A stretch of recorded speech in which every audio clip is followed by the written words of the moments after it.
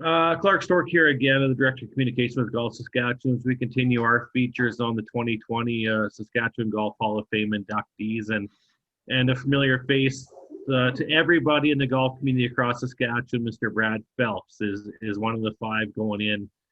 You're known as Thumper. We know you as Brad, but and a great honor for you, Brad. But how did golf start for you? We haven't really got the full feel of how you got into our beloved game here in Saskatchewan. Well, I didn't play much golf growing up. I was more of a team sport guy. Played, baseball, softball, hockey, most of the sports in high school, football, stuff like that. And ended up playing a little slow pitch near the last in my 20s and into like the first year of my 30s. Played a little golf, not much, maybe 5 rounds a year. Maybe if I was lucky, it just didn't fit into my schedule. My brother, I kind of got a little bit more of a bug. My brother went to Scotland for a year to teach as an exchange program, and me and my mom went over to visit him, and I got to play St. Andrews, Turnberry, Troon, the Royal Dornick, which not many people know about, but it's probably one of the best golf courses of all of those. They just can't hold a British Open because of the location. But that kind of piqued my interest a little bit more, going and playing St. Andrews and just getting the feel of kind of stuff like that. That was probably in '86, and then, still played team sports, and then quit playing slow pitch when I was about 30 years old. And I was coaching hockey with Brad Vinnick, the Saskatoon Wesleys we were coaching. Told him that winter I wasn't going to play any more ball and stuff, and I don't know what I'm going to do with my summers because I'd played sports summertime all the time. And he said, well, why don't you come out and play some golf with us? So I said, okay, and just started playing some golf with Brad Vinnick. And, basically Fridays they had their little skins games and stuff. And, I went there and I kept playing Brad for $2 front nine, $2 back nine, $2 total. And at the time, he might have been one of the best players in our province, pro and amateur. And I paid him $6 a day just about every day for about 3 or 4 years. And then he just worked with me for a while, and I fell in love with the game. And next thing you know, I'm playing 120 rounds a year. You're the perfect definition of a late bloomer, then you could say. Yeah, absolutely. I do things a little, probably not traditional wise. I have a 10-finger grip. I used to swing like I swung a baseball bat, and, that kind of stuff is just a little bit out of the league. And, I used to hit it far, but I used to hit it crooked. Now I hit it shorter and crooked. So everything's good. oh, there's some success, Phelps. And this is why I was just looking forward to talking to you, because you have so much fun. Just I've been in the industry only for 3 years, but just seeing you at the starter tent, and you always make a guy smile. What is about golf that it obviously you enjoy it, and you got pretty good at it and quickly. How is that even possible? Yeah, I don't know.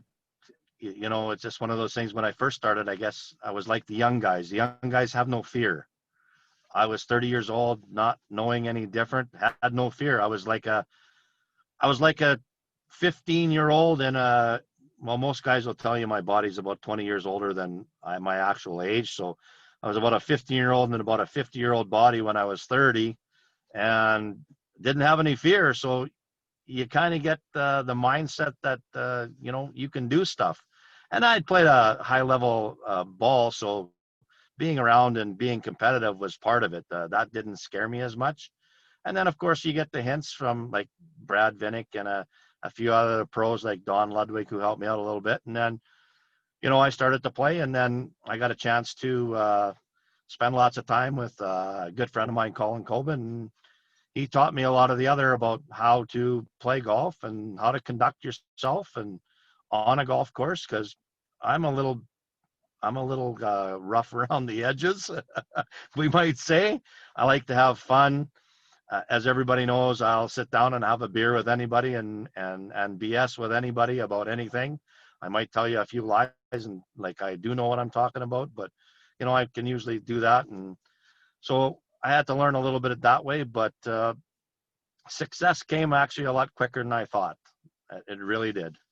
Well, exactly. Did you ever think when you started playing this game that you're going to be a two-time provincial champion, the mid amateur? There's some wonderful names on that list, and Colin, your buddy, is obviously on it, and several other Hall of Famers. Is it shocking to you that you even got to that level? Yeah, actually, it is. Like I said, the more you play and the more you're around, and I got more comfortable.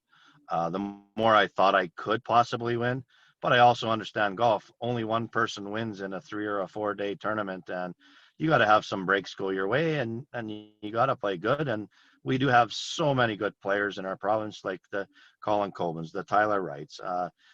Back when I first started, Lindsey Bernikevich, who's going into the Hall, the Kenny Rogers. Now it's the Danny Klug cards. It's, it goes on and on. The Tyler Zabas, like the Ty Campbells, all those young guys that are coming around to compete with them is a chore too. But the growing up part, the Rick Hallbergs, there's so many good players that can win so many times. We had another good friend, Garth Collins, kept coming from Manitoba, kept winning it on us. And then we had Warren Nam. He came from Alberta. He won it on us. And then we finally took it back from him, and now we don't allow him in the province anymore. So you get the call last week. I'm not sure who it was, whether it was Lori or it was Brian or whatnot. Says, Brad, you're going to be a member of the 2020 Saskatchewan Golf Hall of Fame. What's that call mean to you? Japers, a lot. It's kind of what do you want to say? It's a great honor with the people that are in there to start with, because those are the names of the people that paved the way for the rest of us. I'm just like I said, I'm just a guy that goes out and plays and enjoys it. To have the peers and the people recognize you as a person with your accomplishments, and I think with the Hall of Fame, I think it goes as far as who you are as a person and how you bring along people, and how you represent our province throughout the country. And I believe I've done all those things right, and I was happy to do them. I didn't need the honor. It's a great honor. My mom's in the Saskatchewan Hall of Fame, Sports Hall of Fame for bowling. So now there's two in the family. She doesn't have one up on me anymore. Of course, we're going to hear much more from you when we can finally meet in person. I've asked all the other inductees I've talked to, just, there's, and you probably mentioned it kind of along the way here, but there's some thanks, right? Whether it's your peers, the person who nominated you, people helped you get here. Absolutely. Yeah. I mean, when we meet, if we can meet, and I hope we all do get a chance to meet, there will be some thank yous. Your family support is the biggest one. That's what gets you started. That's what gives you the opportunity. I'm very fortunate to have a better half, Brenda, which most of the guys know. She just has been, a rock and pushed me, and she's let me go play golf to do something that I love to do. And she's been the real support of me actually being able to get to where I am. Your best golf days might not even be behind you, though. I mean, when I was talking to Lindsay, he joked, he goes, "Boy, I'm only 40. I hope this isn't a pinnacle for me and for you. I think there might be a few more. There could be potentially a couple more provincial championships in the future for you."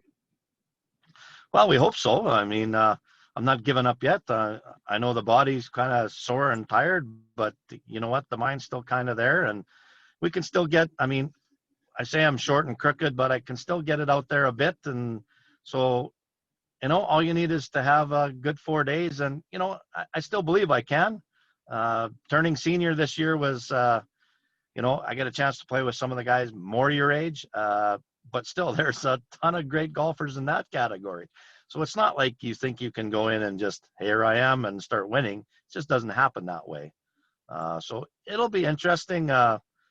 Like I said, hopefully there's quite a few more years left.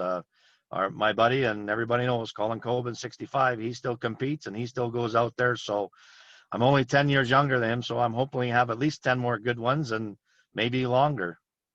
Well, probably longer because I know Cobes has probably 10 years in him as well.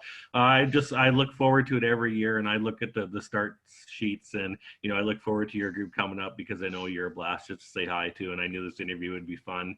I know you're a busy guy right now with all the snow, but Yeah, thanks yeah, for doing this. Congratulations, Phelpsy, and I can't wait to see you on the course again this summer and celebrate this in person sometime soon. absolutely. I can hardly wait to see everybody also. And thanks to everybody. And thanks for, I think Tyler Wright nominated me. So thanks to Tyler for thinking of me and everything else. So yeah, I can hardly wait to see everybody and get back out there and have some fun and compete and have a few beer after and enjoy life again.